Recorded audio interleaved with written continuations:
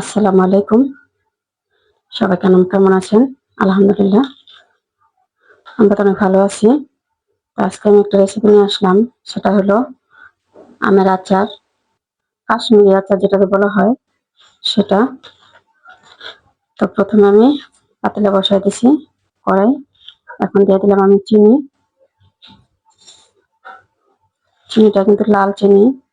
বিসমিল্লাহ। আমের পরিমাণ কম তো আমি ভুলে গেছি, এত চিনি দরকার নাই।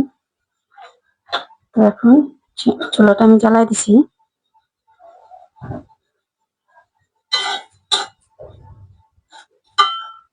এখন আমি আমটাও দিয়ে দেব। এই যে আম আম কাইটা কিন্তু আমি ধুয়ে রাখছিলাম। যে দিয়ে দিলাম আম। বিসমিল্লাহ।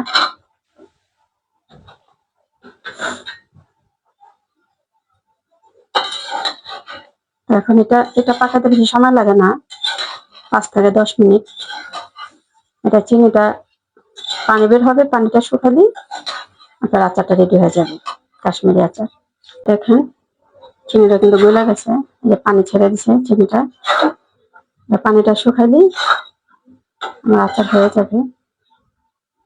তারপর আমি দিব এই যে আদা কুচি আর শুকনো মরিচ বিচি ফেলায়া আমি তারপরে কাইটা নিছি। যেটা দিয়ে দিব, পানিটা শুকালে তারপর আমি দিব।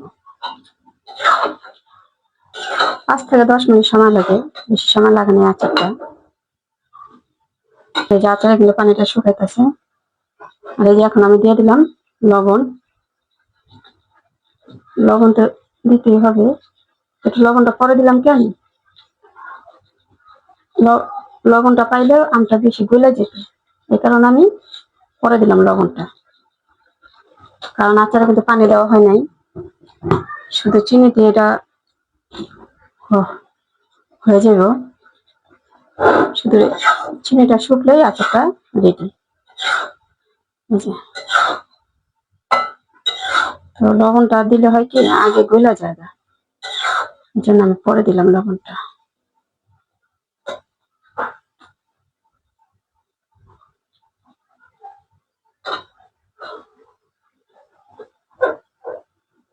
এখন আমি এগুলো দিয়ে দিই।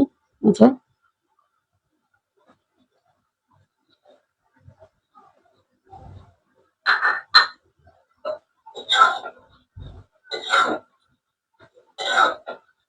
আমি কিন্তু গুড়ের আচারও বানিয়েছি, তারপর আপনার বাগাইয়ের আচারও বানিয়েছি।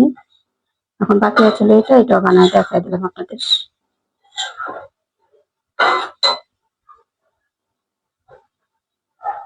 চিনির পানিটা শুকাক, তারপর একবারে দেখাই আপনাদের।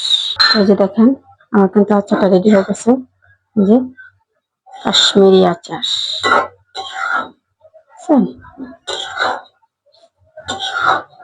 এখন এটা নামাই ফেলবো, প্লেটে সাজায়া তারপর আপনাদের দেখাবো। গুড়ের আচারও বানিয়েছি, ওটা রেসিপিতে দেওয়া আছে, এই জন্য দিলাম না। এই যে আমার হয়ে গেল কাশ্মীরি আচার। যে বাইরে নিয়ে আসলাম।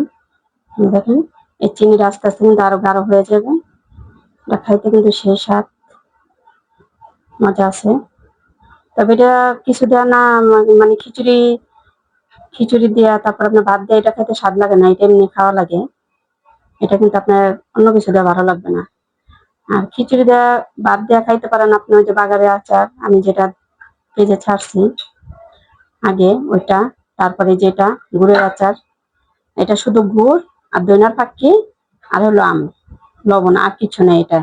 এটা আপনি ভাত দিয়ে খাইতে পারেন, খিচুড়ি দিয়ে খাইতে পারেন, যে এটা দেওয়া ইচ্ছা। এটাও স্বাদ আছে, মজা আছে। তো আর যেটা ভালো লাগে ওইটাই কইরা খাবেন। দেখেন তো কোনটা ভালো লাগতেছে। এক এক রকম স্বাদ, যেমন এটা অন্যরকম স্বাদ, এটা গুড়ের, আর এটা হলো চিনি।